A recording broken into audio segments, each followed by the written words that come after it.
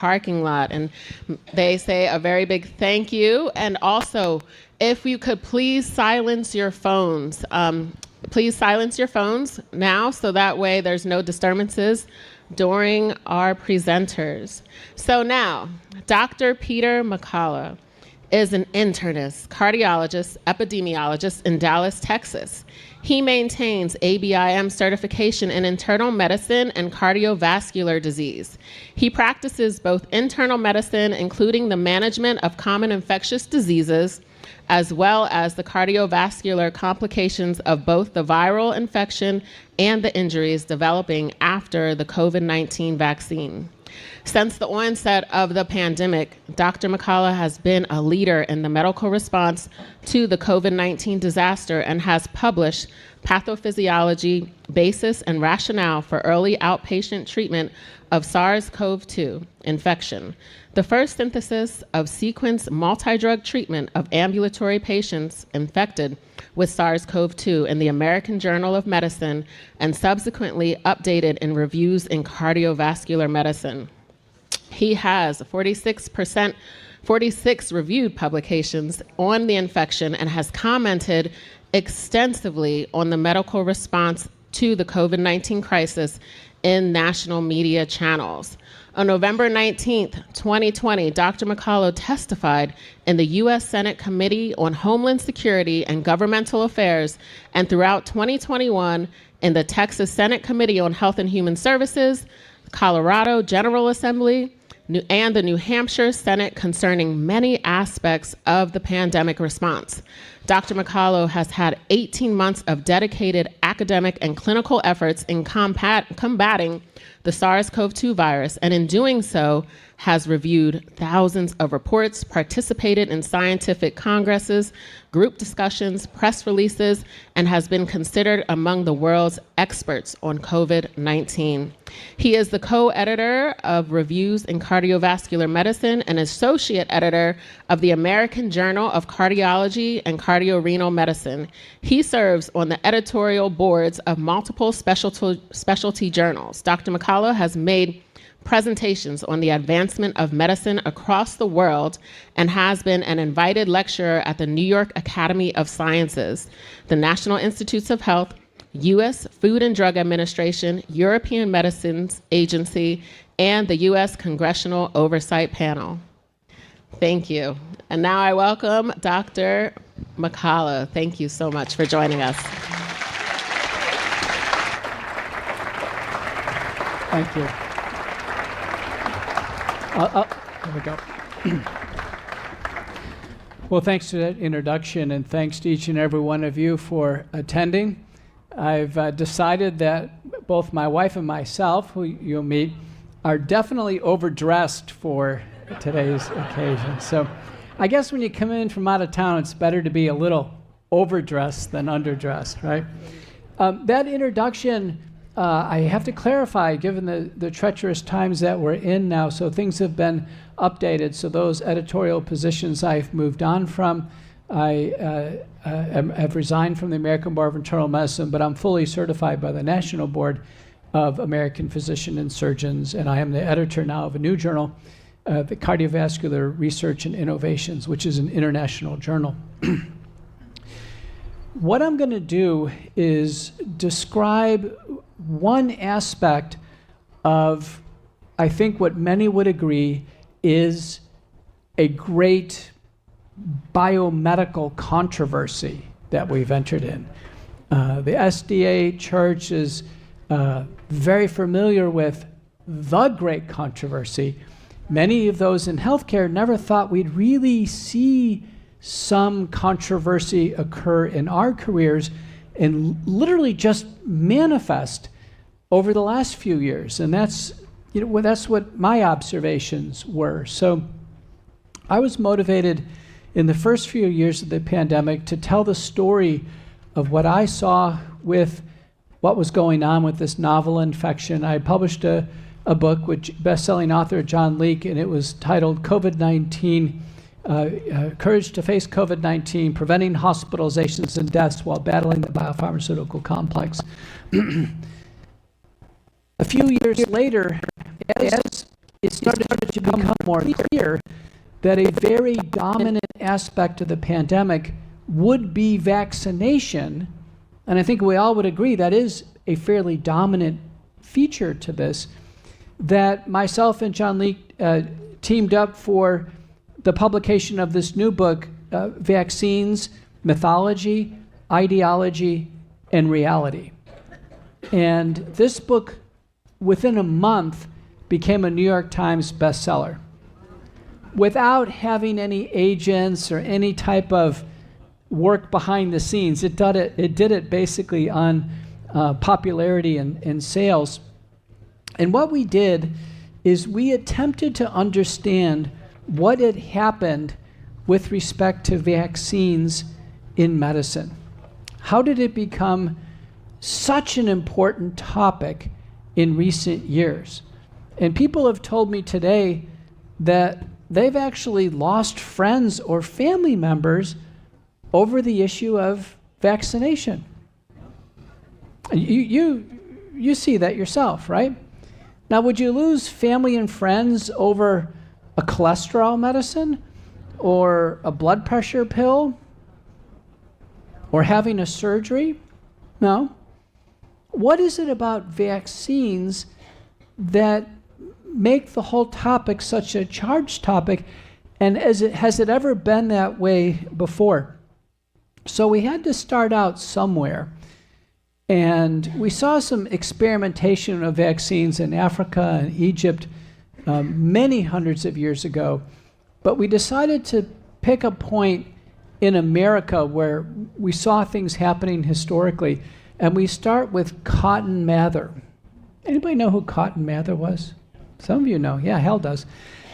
Cotton Mather was a very prominent person in the day in Boston, Massachusetts. He was a Puritan minister.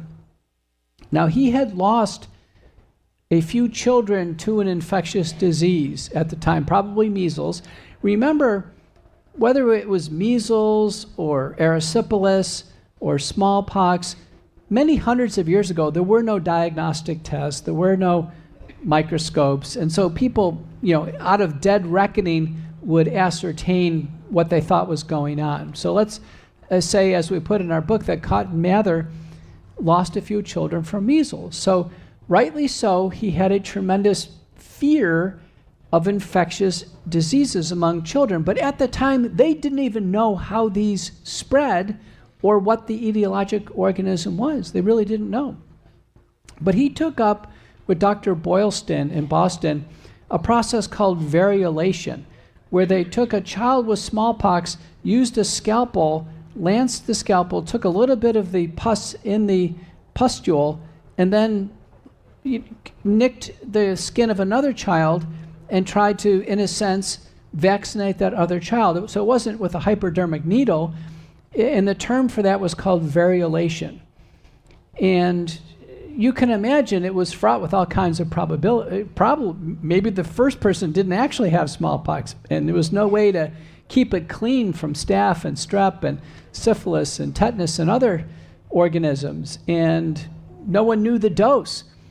But Cotton Mather, giving it his best try because he had heard that ships were coming in with sailors who may have had measles, he went out in the town square and he proclaimed that variolation was a gift from God. 1721. That's how this starts. A gift from God. The hubris of Cotton Mather. Now, he's famous for something else. Hal probably knows. He's famous for something else. He was also an advisor to the judges in the Salem witchcraft trials. Yeah. Well, that's how the story kicks off. And Benjamin Franklin at the time was writing, and he thought it was kind of unwise for Cotton Mather to do this. And it was unproven, clearly. But then Benjamin Franklin loses little Frankie to smallpox. Benjamin Franklin does a 180 and says the variolation that this is absolutely something we must do. So that's how smallpox vaccination took off. Then Edward Jenner in the UK and things start to develop there. But the early vaccines, they had no idea what was even causing the problem, no ability to evaluate what these vaccines were and how they worked. And that's what we call the Great Prelude, smallpox vaccination.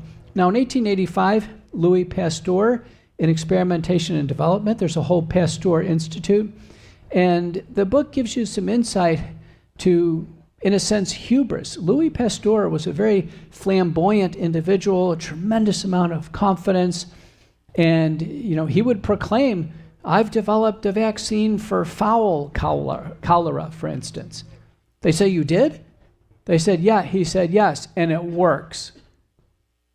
They said, well, can we see your notes? And he goes, I'll get back to you later on that.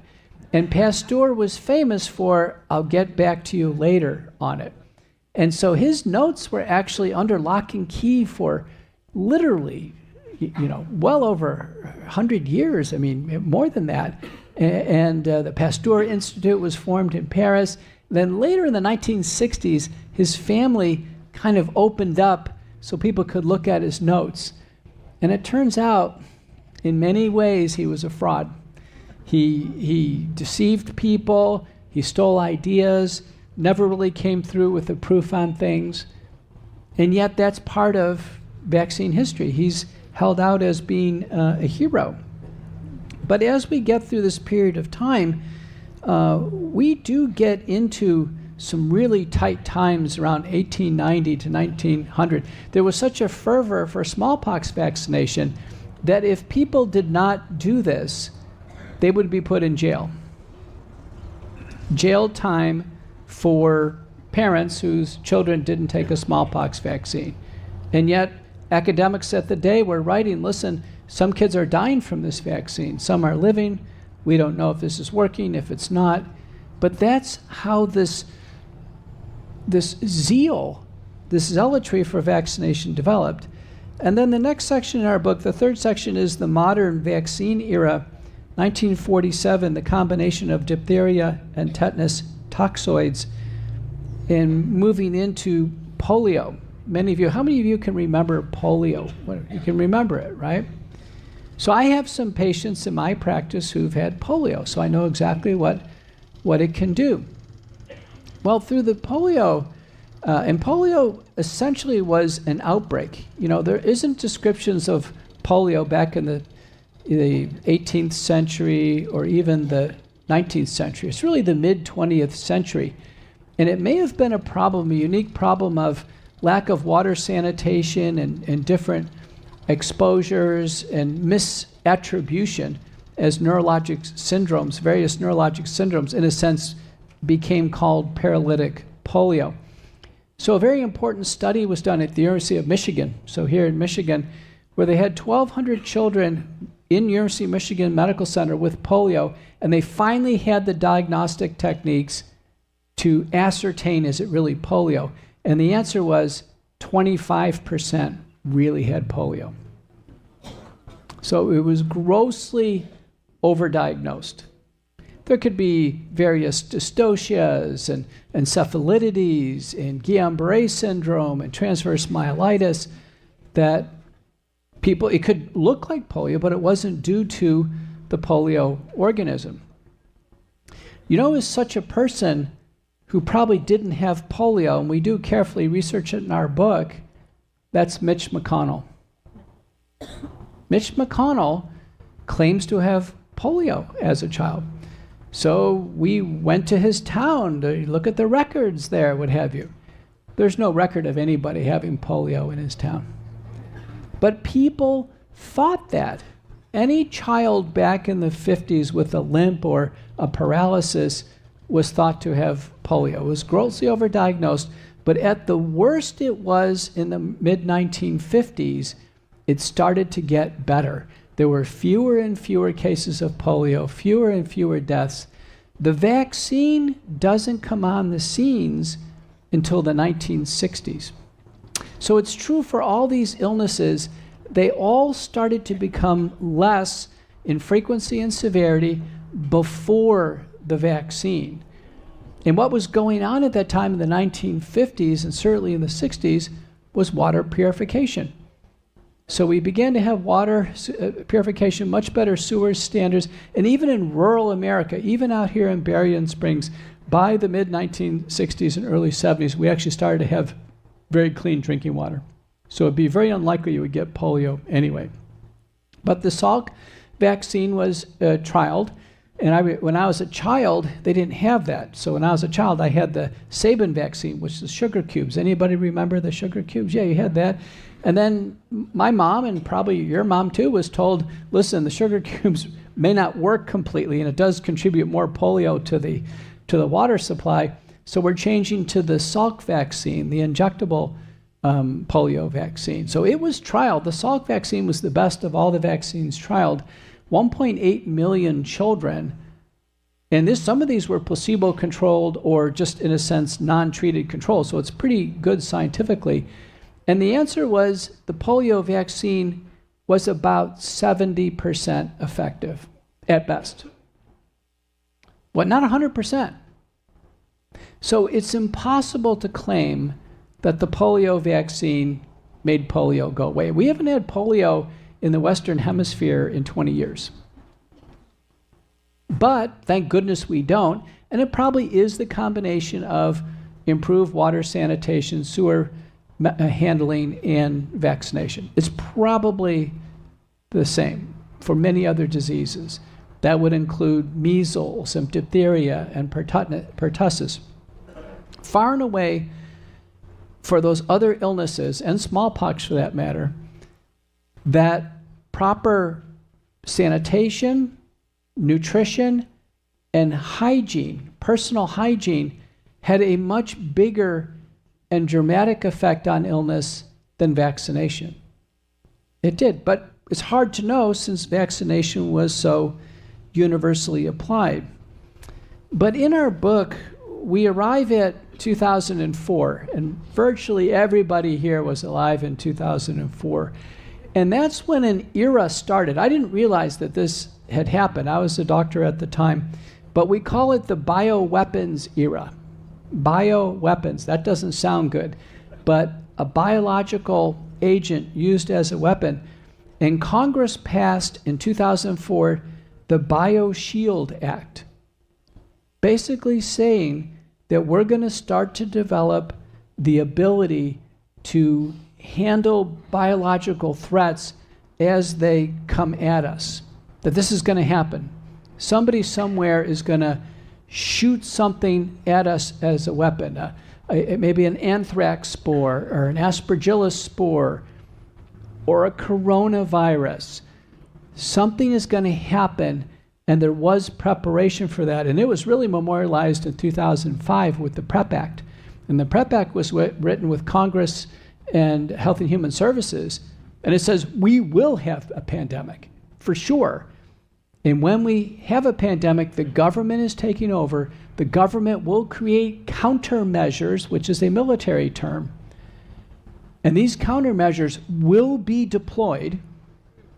People will take them. And all the countermeasures and everybody administering the countermeasures will be free of liability. So if hospitalization and what's done in the hospital in the pandemic is considered a countermeasure, which it is, free of liability. This was a sweeping bit of legislation. And then we document from 2014 forward the incredible rapid development of laboratory techniques to engineer viruses, and particularly the coronavirus.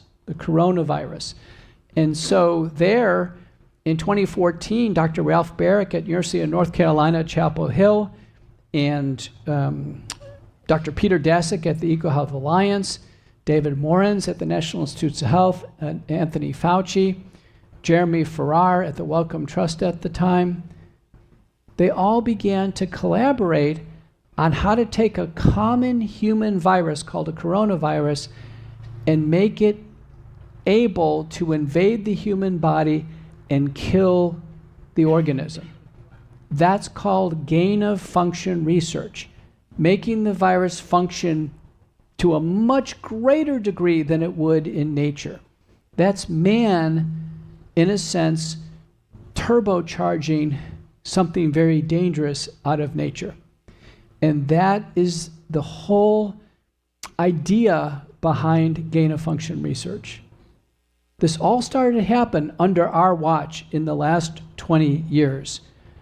Now, interestingly, a pharmaceutical sales manager in Belgium who was, had a good job, but he wasn't notable in any other way, he got tapped to be the CEO of bioMérieux. bioMérieux is like Abbott Laboratories or Roche Laboratories. It's a big in vitro diagnostic company in France. This was right around 2007. By 2011, the Chinese had reached out to Jacques Chirac in France and asked for some help in building a biosecurity annex at the Wuhan Institute of Virology. Jacques Chirac said, terrific, I've got the company to do that for you. That company is bioMérieux, led by our new CEO, Stéphane Bainzel.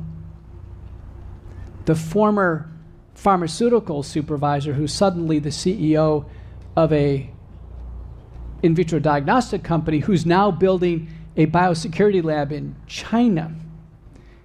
Well, Bainzel, in the communications that have come out from the Office of the National Intelligence from Tulsi Gabbard and from the work that Ron Johnson and Rand Paul have done, Stéphane Bainzel and Moderna were working on a coronavirus vaccine with US funding, but with his background in having built the lab in China. The CEO of Moderna was directly involved in building the Chinese lab, where now all of our intelligence agencies and the Office of National Intelligence, everyone agrees that the virus that got us sick came out of that Chinese biosecurity lab. So in March, when President Trump announced that we have a national health emergency, 5 days later, Stéphane Bainzel says, I've got a vaccine for it at Moderna. And the US government has a patent, co-owns the patent with Moderna. You can't make this up. This is a riveting story that it sounds like it should be part of a Tom Cruise movie in science fiction or a thrill, but it's actually really happening. It's really happening. So as we sit here today, we've entered this bioweapons era, and we've indeed had a gain-of-function research product, an organism, get out of a lab and get the whole world sick, which would be the dream of someone who is developing a biological weapon. A dream. And one night, and many of you probably have seen me, I'm a frequent contributor on most of the news stations, but I went on hundreds of times in primetime TV in the United States. And one night I was on with, I believe, Laura Ingraham, and the chairman of the House subcommittee on the origins of the coronavirus, James Comer, he was on, and I was on one side of Ingraham, and he was on the other side, and I had a chance, since you have a sitting U.S. congressman right on national TV, and I said, the origins of this virus are in this lab, and the lab itself needs to be investigated. We need a full investigation of what happened. And he stepped right up, the congressman said right up, he said, Dr. McCullough, if that happens, some people are going to get killed. Essentially what he was saying is whatever happened in Wuhan, China, is so severe, so awful, involves the US and Chinese governments, so much collusion, so much collaboration, so much ill intent for the world, that we shouldn't even look into it. So here we are, Capitol Hill. We have Ron Johnson and we have Senator Rand Paul leading the charge. And now there's some support from Senator Bernie Moreno and Josh Hawley and just a few others. Now, I've testified myself 5 times. I was one of the very first in 2020.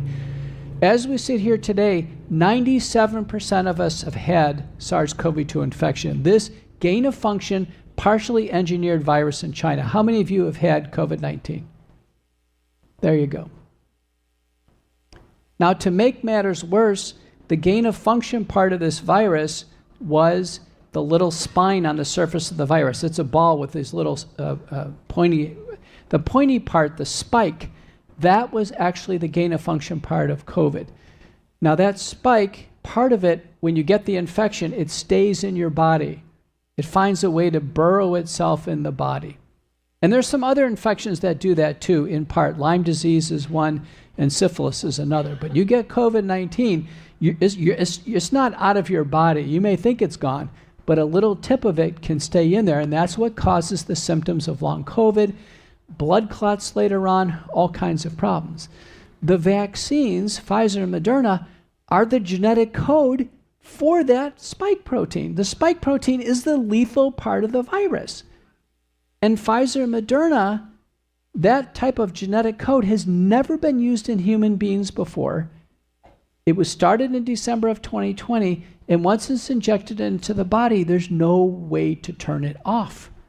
That is the most alarming thing about this form of vaccine. Any other form of vaccine, a live attenuated virus, a dead virus, a protein, the body's going to clear it out, but not synthetic genetic code that keeps cranking and cranking and cranking and can't turn it off. Now people have taken the vaccine, they've gotten even a bigger dose of the spike protein, and some people are feeling sick. And as we sit here today, my estimates are 85% of people who took the vaccine are clinically fine. I can't find any problems with them. Now, they may have had a lighter dose. Their body may have handled it better. They may be having a perfect library of antibodies to, block that spike protein. But about 15% are having problems. Heart damage, blood clots, neurologic damage, immune system problems. All of this is emerging in the peer-reviewed literature. It's frightening. But it's due to the spike protein and this vaccine, which is long-lasting. We've published a case this year of a patient of mine who took the vaccine. He had blood clots, he had heart damage. We can find circulating Pfizer vaccine in his bloodstream and the spike protein 3.5 years after the shots. 3.5 years. No wonder he feels sick. So it's a great controversy now in medicine of what we do regarding this current predicament. So fortunately, for everything we've seen that's so unnatural, like gain of function research, the solutions seem to be natural. This is very interesting. Even from the drugs we use to treat COVID-19, hydroxychloroquine and ivermectin, they're natural. Our nasal sprays and gargles that are very effective are natural. Corticosteroids are natural. Even forms of blood thinners, heparinoids are natural. And our solutions for, getting the spike protein out of the body are also natural. Nattokinase derived from the fermentation of soy or chickpeas, bromelain derived from the stems and meat of a pineapple, curcumin from turmeric. Those are the big ones. The spike protein has to be enzymatically dissolved in the body. That's nattokinase and bromelain. I haven't found any other way to do it. I've seen people try to flush it out of the body and take stem cells and take vitamins. I haven't found any of that works directly until we actually clear it out of the body. So I published in nattokinase and bromelain and curcumin in combination is the only peer-reviewed published protocol. It's called McCullough protocol, based spike protein detoxification. I was able to work with others. We formed a company over this. The scientific officer of the company called the Wellness Company. The product is the Ultimate Spike Detox. We did not patent this on purpose because so many people all over the world need this that any sources that you can get for nattokinase, bromelain, and curcumin for sure, but that's probably the single greatest tip you can give people is please undergo detoxification if you've had long COVID, the vaccine, or having residual symptoms, and do everything you can not to get COVID again, which is on the rise. And the best solution there is twice daily nasal sprays and gargles from salt or iodine water, xylitol, scope or Listerine or Spry, all of that's fine, but I'm going to do it tonight. You get enough people under a tent, someone's probably got something. What you want to do is you want to knock down the viral replication in the nose just a little bit so your own immune system can knock it out. You have a virus in your nose, quietly replicating for about 7 days before you get the sore throat. So when you get the sore throat, it's too late. You had 7 days. You could have actually done a little wash up the nose and a little gargle and knocked it out. In 2020, you probably saw me on TV, I was sick all the time. The producers were telling me, Dr. McCullough, you have to get it together because I'm always holding a Kleenex. I tell my wife almost every month, I got a sore throat again. I do a nasal spray and gargle twice a day, every day religiously. I've gone years now with nothing. Nothing. It's wonderful. I had the virus several times. My antibodies to the spike protein, you can actually measure your own blood test to see what your exposure is. Go to LabCorp, Labs on Demand, COVID antibody test, pay $69. Just get your test. You don't need a doctor to order it. But my test was elevated. Anything more than 1,000 units per ml is elevated. I was at 2,300. I didn't feel so great. My ears are ringing. I went on the spike detoxification according to the scientific protocols. It took over a year. But now my levels are about 800. Thank goodness our mother-in-law who lives with us, she took 2 vaccines, but she's been able to somehow clear it out. Her spike antibody levels are 200. The average person with the vaccine is well over 5,000, 10,000, or even 25,000 on the spike test. So the blood test is very helpful. The spike detoxification is helpful.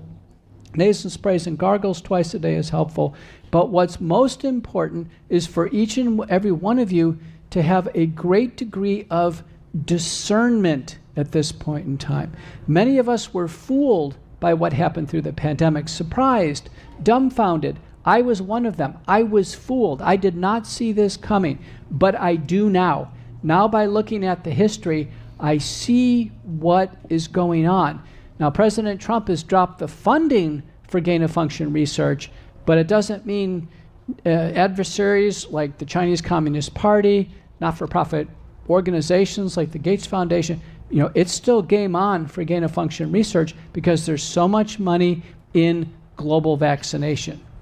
So there's even vaccine centers that say there will be pandemic after pandemic, and there'll be one solution for that, mass vaccination. So we've already had COVID-19 with mass vaccination. There's an attempt with monkeypox to try to get vaccination going. Then bird flu. Then hantavirus. Now Ebola. I'm not saying these are minor illnesses, but now every day we're given a new infectious disease threat, told it has a grave prognosis, told that there's no treatment whatsoever, which is never the case, by the way. Modern day treatment is pretty good for almost everything. And we're told, wait and be saved for a vaccine. The WHO has Agenda 2030. They want to see 500 vaccines per person in just a few years. Vaccine promoter Paul Offit, who is on CNN very frequent as frequent contributor, he believes we can go to 1,000 vaccines per person. Our children were up to 93 doses of vaccines, 19 preventable illnesses. Now, Trump, through a couple attempts now in RFK, has at least trimmed it down to what Europe is doing, 11 diseases, and this will, again, is going to be challenged. So we're in a time of great controversy. This hubris over vaccines is centuries old, and it is, for many, it's an ideology, and that's the reason why you can't talk about this. Vaccines have been accepted blindly in an ideology, and the ideology goes like this. We always have had deep-seated fears of infectious diseases, and through the brilliance of mankind, science can outdo God. Man can improve God's creation. That's how powerful this hubris is. That's the vaccine ideology.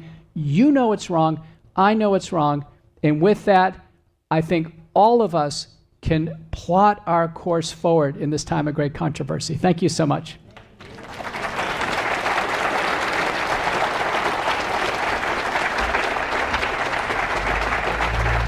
Good. Can pray with you. Okay. Pray with you. We've all been blessed. We've all been blessed by Dr. Peter McCullough's presence here and his ministry. Pastor Kelly, would you like to come up? Some names will stand the test of time, of men and women who stood up when the world was going against them. And Dr. McCullough, you were one of those men. Thank you. And Thank you.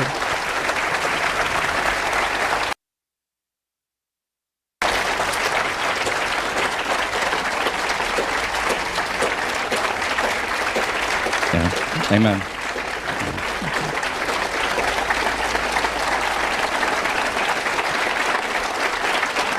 Thank you.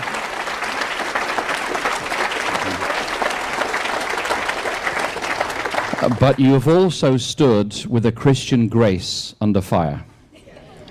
You did not go down to the level of the gutter, but you climbed higher in your Christian walk. Thank And you. we saw in interview after interview and testimony after testimony that when you went into those state and federal hearings, you realized you were engaged in a battle between good and evil at a supernatural level. Mm-hmm. And God carried you through, and we have been touched by how God has kind of like shone through you in so many beautiful ways. Thank you. And we see the graciousness of Christ and how you've responded to all the hate that's come your way.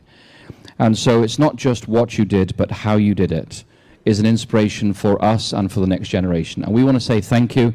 I know Pastor Kelly has a few words as well, and we would like to pray for God's blessing upon you as well. Thank you. Thank you, Dr. McCullough. It's been a while since we've connected. Probably about 5 years since you were with us at the Village Church, and that was the beginning of a lot of things.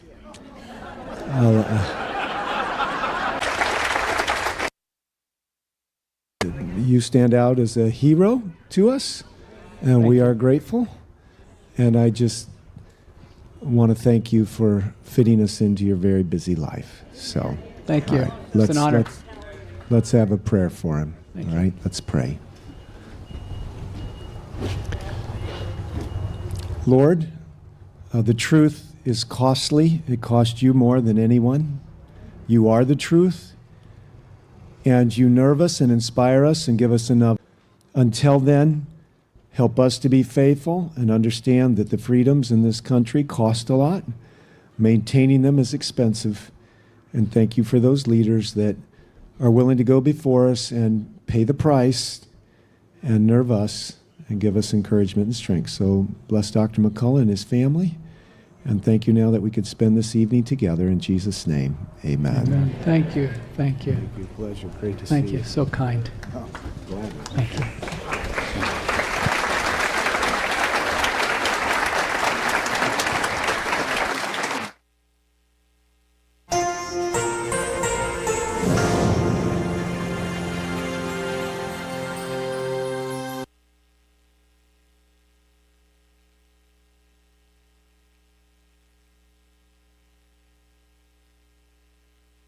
Have a 15-minute break, but before that, I'm going to invite Miss Betsy Mayer up to tell those of you who have a magazine more about that magazine.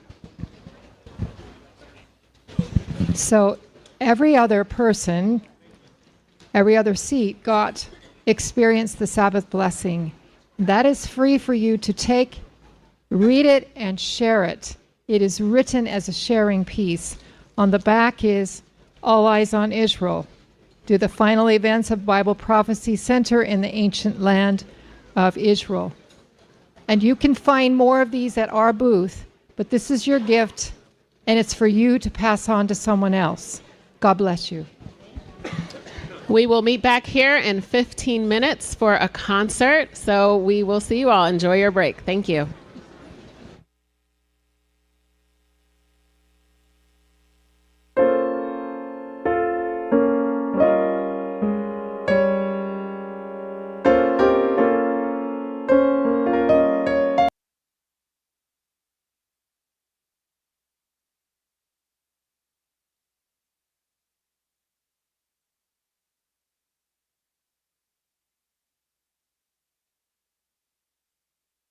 Welcome, everyone. We thank God for life and for his protection and provision. Today, there is a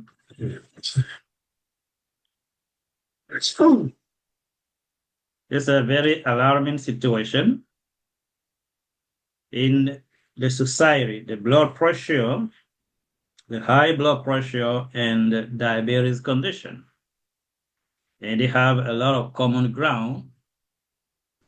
We are going to focus today mainly on the high blood pressure.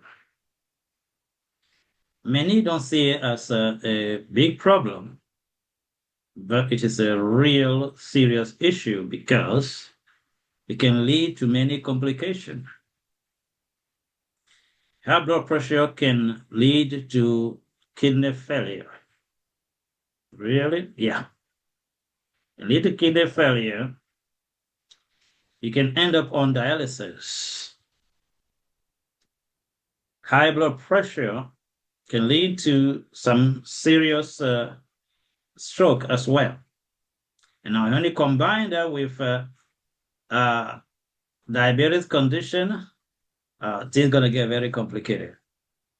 So it's important that we understand that the high blood pressure is a time bomb. So when you are on high blood pressure medication, you seem safe. Yes, but it's not protecting your kidneys. It just keep your pressure normal that you don't drop dead like that. But the deterioration of your organ, the damage in your arteries is continuing. The weakness of your heart is continuing. So anytime, anything can happen. I remember I was a patient, that was 2008. I was here for a few months. And this man was very sick, overweight. I'm like, okay, you know what, I'm going to help you.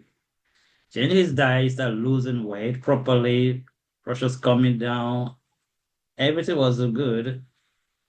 Until finally they change again his lifestyle and everything. Get away back, get every trouble back.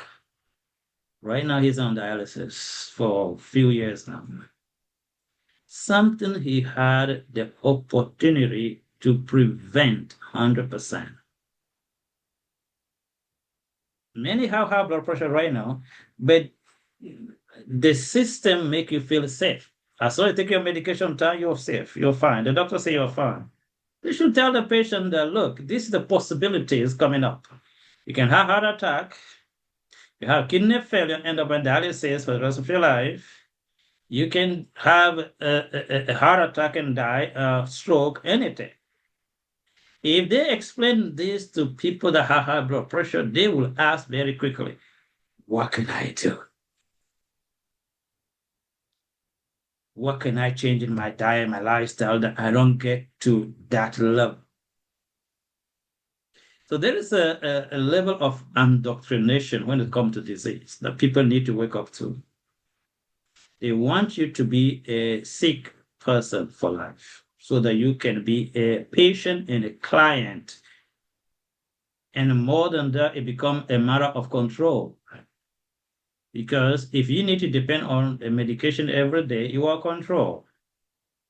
And we don't really pay attention to that part of the reality. If somebody control your health, and then your food, and then your money, and then the way you think, I'm sorry to say that you belong to that person. You just need to pull a string and the set. So I am encouraging medical missionaries to start changing the situation from thinking level. If you want to teach about blood pressure, go in your church, don't just tell them what to do. No. Let them see the horrible condition that's coming up. Let them see how people struggle with dialysis, how it can make you lose your job, because you can't have any kind of job and have